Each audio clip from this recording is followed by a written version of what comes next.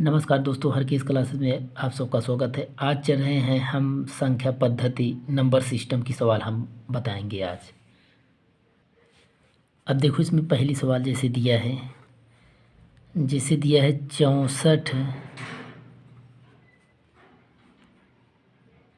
64 के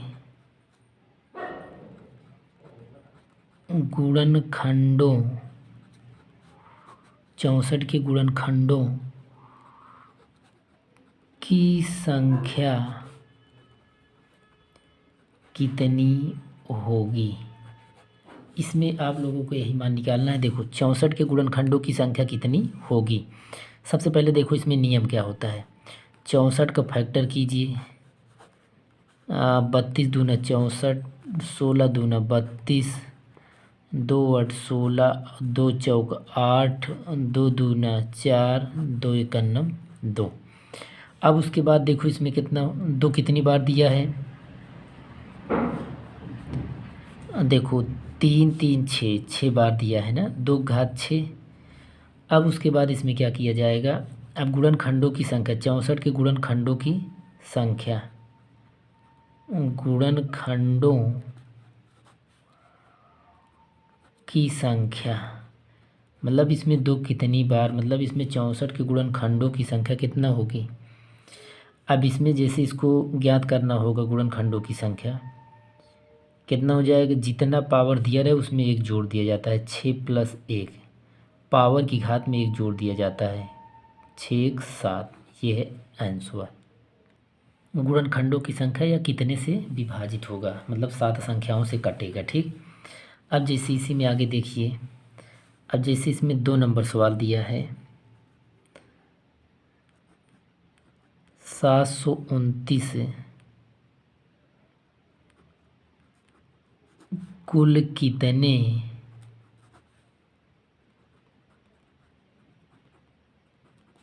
संख्याओं से पूर्णतया विभाजित है। 729 कुल कितनी संख्याओं से पूर्णतः विभाजित है। 729 कुल कितनी संख्याओं से पूर्णतः विभाजित। अब 729 का फैक्टर कीजिए। ठीक। अब इसका फैक्टर करोगे किससे कटेगा। 3 3 दूनी 6, 3 चौक 12, 3 तिरिक 9, 3 8 24, 3 इक्यानम 3, 27 तिरिक 81 और 3 9 27, 3 तिरिक 9, 3 इक्यानम 3। अब देखो इसमें क्या हो जाएगा। अब इसमें कह रहा है कि 729 कुल कितनी संख्याओं से पूर्णतः विभाजित हो गया। अब इसमें देखो कुल संख्या कितना हो जाएगा। कुल संख्या बराबर कितना, 3 कितनी बार दिया है, मतलब 729 का फैक्टर 3 कितना बार दिया है, 3 3 6 बार दिया है। अब इतना बार दिया है, जितना घात दिया रहे उसमें एक बढ़ाकर लिख दिया जाता है। ठीक। 6 1 7, ये है आंसर। जब समान अंक रहे, जितना घात दिए रहे उसी में एक जोड़कर लिख लिया जाता है। ठीक। अब देखो इसमें सेकेंड टाइप, देखो सेकेंड टाइप में नियम क्या है। सबसे पहले इसमें क्या किया जाएगा, गुणनखंड निकालना। और इसमें दूसरा स्टेप क्या किया जाएगा, पावर में लिखना। और थर्ड स्टेप क्या किया जाएगा,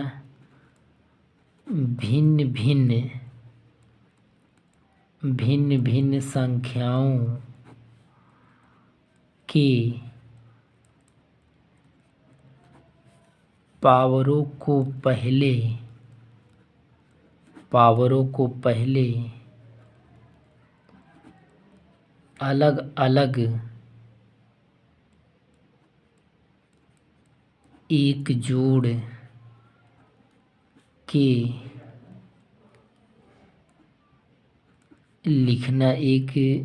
के लिखना।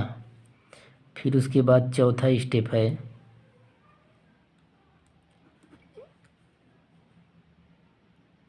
इन एक से जोड़े घातों का गुणा करना, मतलब इन एक से जोड़े घातों का गुणा करना। और नंबर ई क्या हो जाएगा, गुणा गुणा गुणा से प्राप्त राशि, गुणा से प्राप्त राशि वही क्या हो जाएगा, आंसर हो जाएगा। ठीक, अब इसी में देखो नंबर एक सवाल, इसी में देखिए सबसे पहले। अब इसमें दिया है क्या,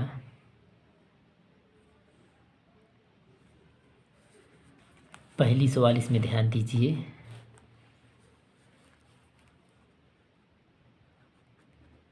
540 कितने संख्याओं से विभाज्य होगा, कितने संख्या 540 कितने संख्याओं से विभाज्य होगा। अब देखो इसमें 540 को सबसे पहले क्या किया जाएगा, फैक्टर, 2 दूनी 4, 2 7 14, फिर 2 एक नम 2, 2 तिहाई 6, 2 पंचे 10, फिर उसके बाद 3 चौक 12, 3 पचे 15 और 3 एक नम 3, 3 पचे 15, 3 पचे 15 और 5 एक नम 5। अब इसका फैक्टर कितना आया, इतना आ गया। ठीक, अब उसके बाद इसमें क्या किया जाएगा, अब इसमें कुल कितना, अब देखो 540 का फैक्टर कितना आया, 2 कितनी बार आया है, 1 2, मतलब 2 2 बार आया है, 3 कितनी बार आया है, 3 बार आया, और 5 कितनी बार, 1 बार आया है। अब उसके बाद इसमें कितने, मतलब इसमें कितने संख्याओं से विभाज्य होगा। अब इसमें कुल विभाज्य संख्या, मतलब इसमें कुल संख्या इसमें कितना हो जाएगा, जितना मतलब जो घात दिया है घात में कितना एक जोड़ दिया जाएगा, 2 + 1 फिर गुणे 3 + 1 फिर गुणे कितना 1 + 1, 2 1 3 गुणे 3 1 4 गुणे 1 1 2, 4 3 12, 12 दूना 24, ये है आपका आंसर।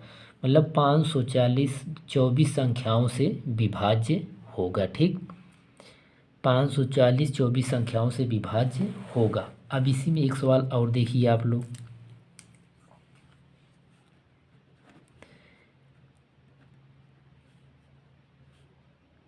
सौ कितने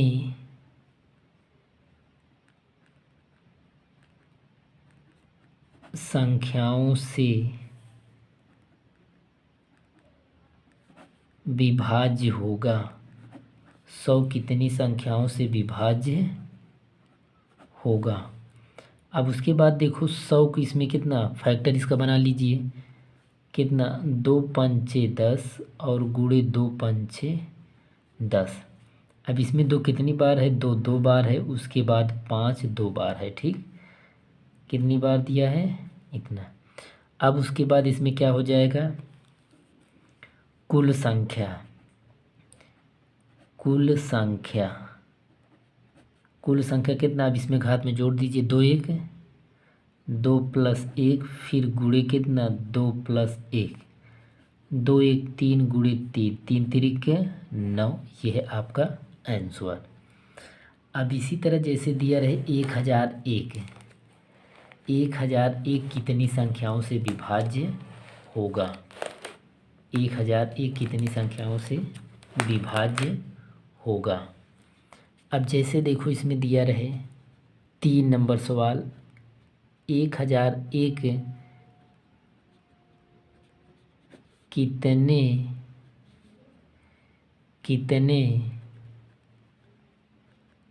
संख्याओं से विभाज्य होगा, कितने संख्याओं से विभाज्य होगा। अब उसके बाद आप लोग इसमें ध्यान दीजिए।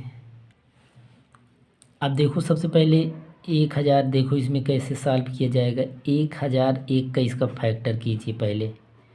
कितने से कटेगा 1001? पहले किससे काटा जाएगा? 7 से काटो। 7 एक नम 7, 3 7 चौक 28, 7 तरीके 21। फिर कितने से काटो इसमें? 11, 11 एक नम 11, फिर 3 11 तियाई 33, फिर 13, फिर 13 एक नम 13।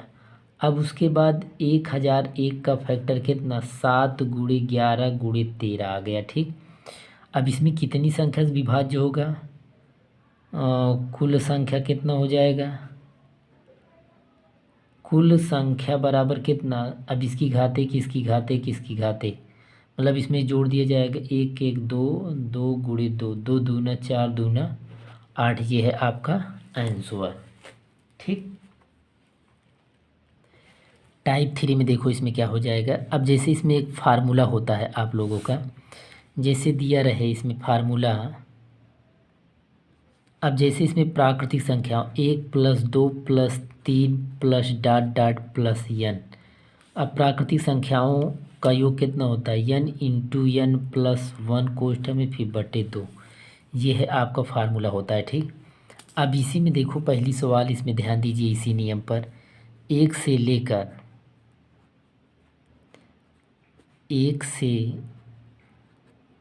लेकर 120 तक की सभी